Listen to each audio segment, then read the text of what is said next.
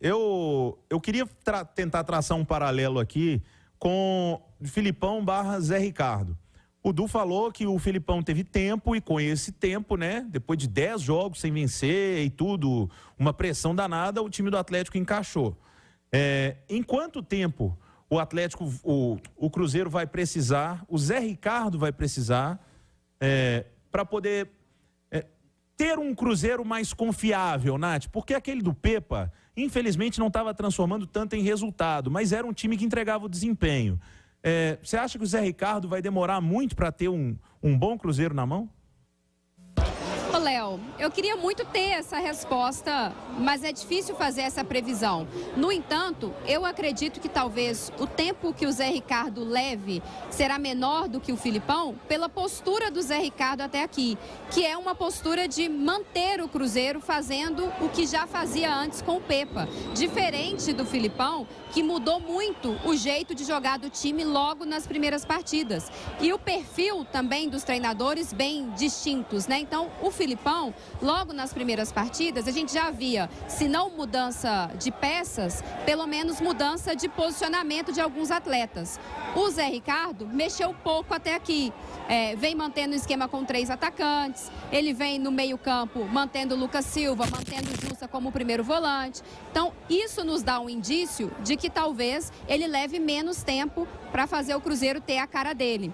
E também algo que ajuda é que o Filipão teve um calendário muito mais apertado do que o Zé Ricardo está tendo agora, né? O Zé Ricardo já chegou numa data FIFA, então ele já teve um tempo para trabalhar o time, ele vai ter outra data FIFA daqui a pouco, ele vai ter um intervalo grande entre o Clássico e o jogo contra o Cuiabá. Ele está ganhando um jogador muito importante, que é o Matheus Pereira, então o cenário é positivo. Agora, se isso tudo vai funcionar, só o campo e a bola vai nos dizer.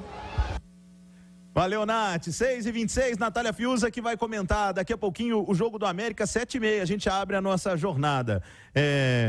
Pra gente seguir aqui nessa reta final, mas falando ainda do Zé Ricardo e do Cruzeiro, eu acredito que o Zé Ricardo precisa aproveitar a boa herança do Pepa.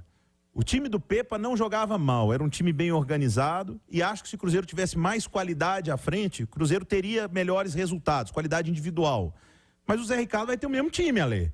Ele vai ter o mesmo time do Pepa. Agora, mesmo assim, ele vai ter o Matheus Pereira, felizmente. Tomara já aí entrando. Mas ele vai ter o mesmo time. Se o Papagaio não machuca, eu acho que ele ia colocar o mesmo time, inclusive, né?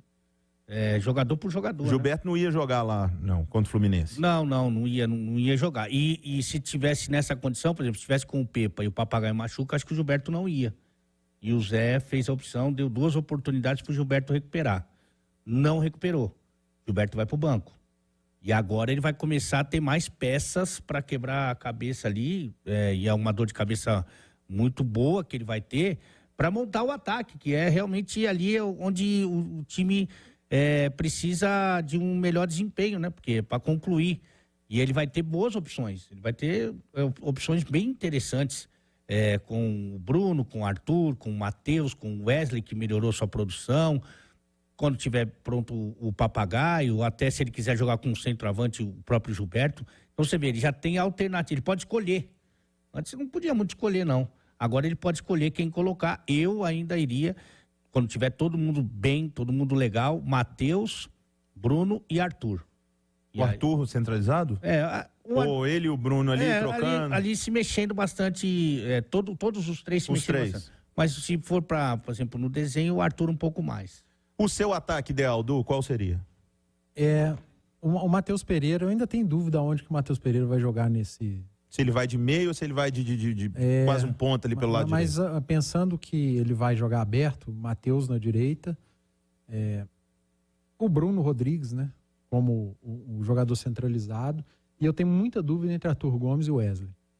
Eu não vejo o Wesley o pior jogador do ataque do Cruzeiro, não. Mas ele não é, não. É porque o Wesley fica marcado, às vezes, o Wesley dá, é o que eu falei, aquela que dá na negócio, na pedra, na ferradura, dá no isso aqui. O Wesley, ele é capaz de dar uma arrancada, puxar um contra-ataque, fazer um golaço como fez lá no Atlético. Como ele faz um lance daquele, pisando na bola lá no Maracanã. Mas acontece, ele pisou na bola, enfim, mas você pega o Arthur Gomes. O Arthur Gomes, ele chegou, fez 2 gols. Fez mais gol, não deu mais assistência, não puxou contra-ataque. O Wesley fez isso tudo, né? Não fez gol, mas deu assistência, puxa contra-ataque, é um jogador muito importante sem a bola.